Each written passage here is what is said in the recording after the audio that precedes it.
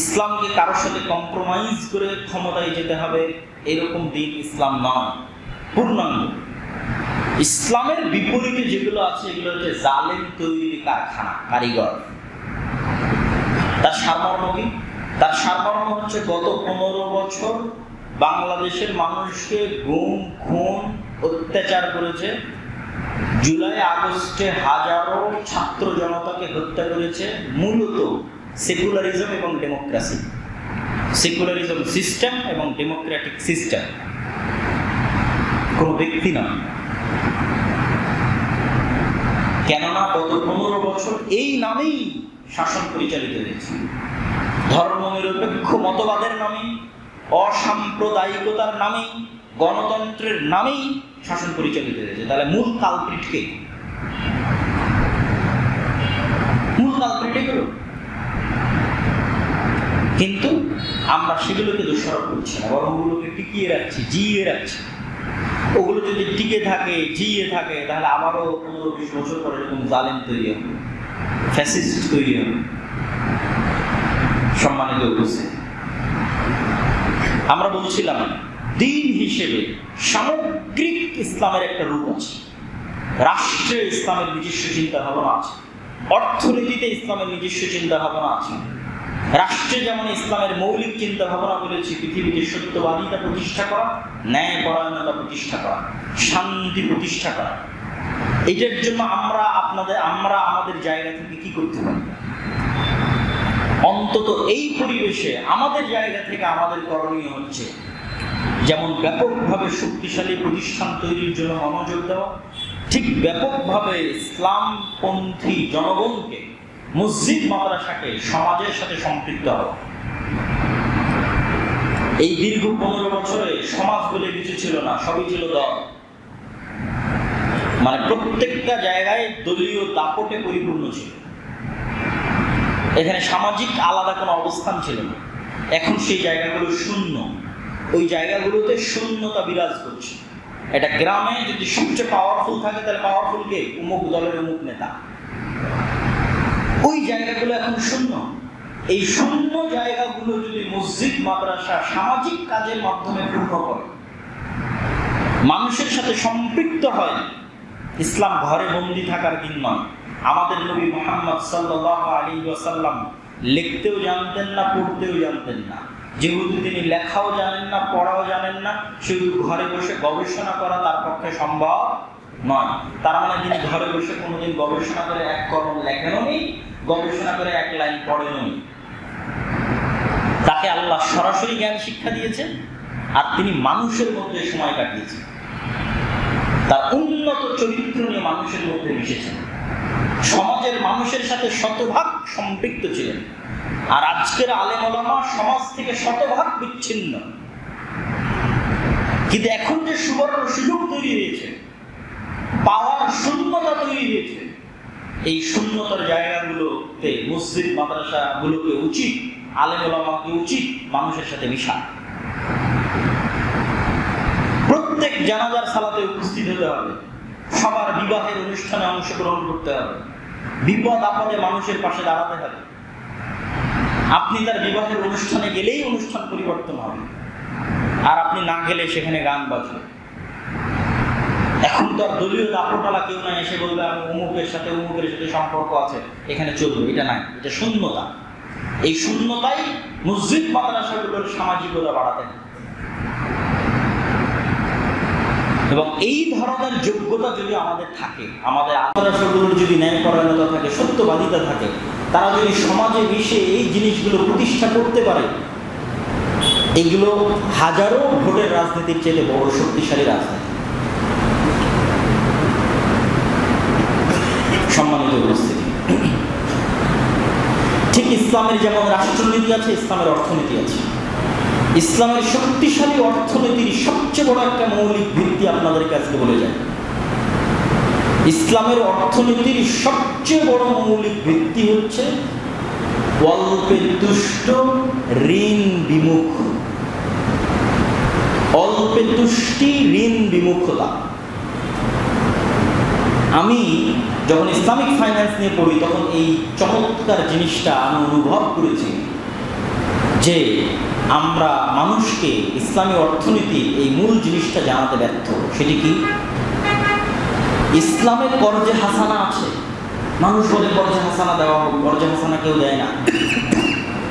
আমি তো ইসলামের অর্থনীতি নিয়ে পড়তে গিয়ে আশ্চর্য হলাম। ইসলামে কর্জে হাসানা আছে, কিন্তু আপনি বিলাসিতার জন্য কর্জে হাসানা নেবেন, এর কোনো দূর দূর পর্যন্ত ইসলামের সাথে সম্পর্ক নেই। আপনি অ্যাক্সিডেন্ট করেছেন, অপারেশন দরকার, মারা যাচ্ছেন, কর্জে হাসানা চাইবেন। মুসলমানকে কর্জে হাসানা দিতে হবে।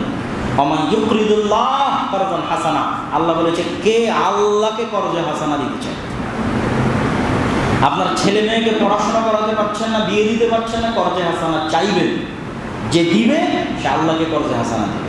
কিন্তু আপনি বাড়ির এসি কেনার জন্য কর্জে হাসানা নেবেন, আপনি মোটর সাইকেল কেনার জন্য কর্জে হাসানা নেবেন। লোনের কথা বলতেছি না, লোনের কথা বলতেছি না। মানুষ তার বাড়ি মাটি থেকে পাকা করবে, এই জন্য কারো কাছে কর্জে হাসানা নেবে। মানুষ তার গাড়ি ক্রয় করবে বিলাসিতার জন্য, এই জন্য কর্জে হাসানা নেবে। এর সাথে ইসলামের দূর দূরতম সম্পর্ক নাই। রাসূল সাল্লাল্লাহু আলাইহি ওয়াসাল্লাম এতটা ঋণ বিমুখতার হাদিস বলে গেছেন। মানে কর্জে, তখন সুদের ঋণের কথা এগুলো, এগুলো প্রত্যেকটা কর্জে হাসানার স্বাভাবিক ঋণ, স্বাভাবিক ধার কর্জ। তাহলে কল্পনা করেন, যেখানে কর্জে হাসানা নিয়ে এসি ক্রয় করা, কর্জে হাসানা নিয়ে মোটর সাইকেল ক্রয় করার অস্তিত্ব ইসলামে পাওয়া যাচ্ছে না, সেখানে লোন নিয়ে কিভাবে সম্ভব সুদের ভিত্তিতে? এই যে ইসলামী অর্থনীতির বেসিক প্রিন্সিপালস মানুষ জানে না, যেখানে মূল মানদণ্ডটাই দাঁড়িয়ে আছে অল্প তুষ্টের উপর, ঋণ বিমুখতার উপর। মরে যখন যাচ্ছে তখন কর্জে হাসানা চাই। এইভাবে ঋণের বিরুদ্ধে, ঋণ মানে আমি লোনের ঋণ বলিনি, স্বাভাবিক কর্জে হাসানার বিরুদ্ধে রাসূল সাল্লাল্লাহু আলাইহি ওয়াসাল্লাম বলে দিয়েছেন। সেখানে আমরা সুদের লোনের সাথে জড়িত। এবং আজকে সারা পৃথিবীতে ইহুদিরা সুদের ইকোসিস্টেম তৈরি করেছে।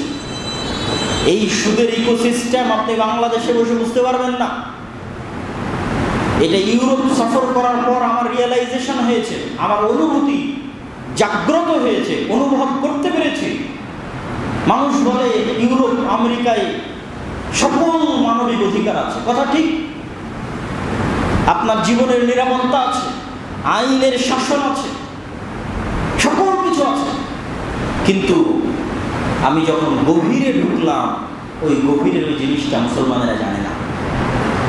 সেটা হচ্ছে বাংলাদেশে আপনি চাইলে সুদমুক্ত বসবাস করার চেষ্টা করতে পারবেন, কিন্তু কোনো মানুষ আমেরিকায় গিয়ে, ইউরোপে গিয়ে স্থায়ী বসবাস করবে আর সুদমুক্ত থাকবে, এটা অসম্ভব, অসম্ভব, অসম্ভব। এইভাবে সারা পৃথিবীর ইকোনমি সিস্টেমকে সাজানো আছে, সুদের ইকোসিস্টেম তৈরি করা আছে। আপনি সারা জীবনের ইনকাম দিয়ে একটা বাড়ি কিনতে পারবেন না, সরকারের কাছ থেকে লোন নিয়ে, সুদের উপর লোন নিয়ে বাড়ি কিনতে হবে। মুসলমানের পেটে যেন সুদের অর্থ যায়, এর সকল বন্দোবস্ত করা আছে। এবং এটার মূল মাস্টার মাইন্ড হচ্ছে ইহুদিরা।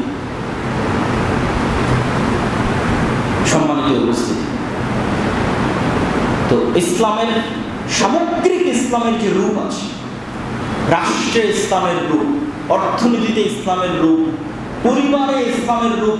যেমন বর্তমানে শয়তানের সবচেয়ে বড় ষড়যন্ত্র হচ্ছে, ইবলিসের সবচেয়ে বড় এজেন্ডা হচ্ছে পরিবার ধ্বংস করে যাচ্ছে। এটা শুধু বর্তমানে না, আদিকাল থেকে। না হলে ওই অন্য কোনো কাজে ইবলিস খুশি হয় না। যখন স্বামী স্ত্রীর তালাক হয়ে যায় তখন ইবলিস খুশি হয়, আপনারা সবাই সেই হাদিস জানেন। এই জন্য পৃথিবীতে ইবলিসের সবচেয়ে বড় এজেন্ডা পরিবার ধ্বংস করা। আর পরিবার ধ্বংস হবে জেনা ব্যভিচার বাড়লে, অবৈধ সম্পর্ক বাড়লে পরিবার ধ্বংস হবে। এই জন্য আল্লাহ সুবহানাহু ওয়া তাআলা জেনা ব্যভিচারের নিকটে যাওয়ার রাস্তাগুলো বন্ধ করে রেখেছেন। তাহলে ইসলামে পরিবার নীতি আছে। এই যে ইসলামের সামগ্রিক রূপ, এই ইসলাম যখন রাষ্ট্র ক্ষমতায় যাবে তখন এই সামগ্রিক রূপ নিয়ে রাষ্ট্র ক্ষমতায় যাবে, কোনো কম্প্রোমাইজ নিয়ে যাবে না। আর মুসলমানদের সবচেয়ে বড় সমস্যা হচ্ছে তারা হীনম্মন্যতায় ভোগে। এই হীনম্মন্যতা আমাদের অন্তরে এসেছে কোথায় থেকে? 190 বছরের কলোনিয়াল গোলামি থেকে আমাদের মনের মধ্যে হীনম্মন্যতা ঢুকে গেছে। আমরা সাইকোলজিক্যালি দাস, কৃতদাস। এটাও আমি অনুভব করতে পেরেছি ইংল্যান্ড এবং ইউরোপ সফরের পর, যে আমরা মানসিকভাবে গোলাম, মানসিক দাসত্ব থেকে এখনো বেরিয়ে আসতে পারি। স্পেনে গেলাম, ফ্রান্সে গেলাম, ইতালিতে গেলাম, ইংরেজি ভাষার অস্তিত্ব নয়। আমার জীবনে এরকম কোনো দিন আমি দেখবো, আমি কল্পনা করিনি। তাও আবার ইউরোপের মাটিতে, বিমানবন্দরে পর্যন্ত ইংরেজি ভাষার অস্তিত্ব নয়, মাথায় নষ্ট। তাহলে আমরা কেন আজীবন ইংরেজি শিখলাম? তখন আস্তে আস্তে মনে পড়লো, মদিনা ইসলামী বিশ্ববিদ্যালয়ে আমার কিছু বন্ধু ছিল, তাদের সেকেন্ড ল্যাঙ্গুয়েজ ফরাসি। ওই সময় আর অত জিজ্ঞেস করিনি, খেয়াল করি সেকেন্ড ল্যাঙ্গুয়েজ ফরাসি কেন? ফ্রান্স তো 7 সমুদ্র, ভূমধ্য সাগরের উপরে। আফ্রিকান মুসলিম কান্ট্রির একটা সন্তানের সেকেন্ড ল্যাঙ্গুয়েজ কেন ফরাসি হবে?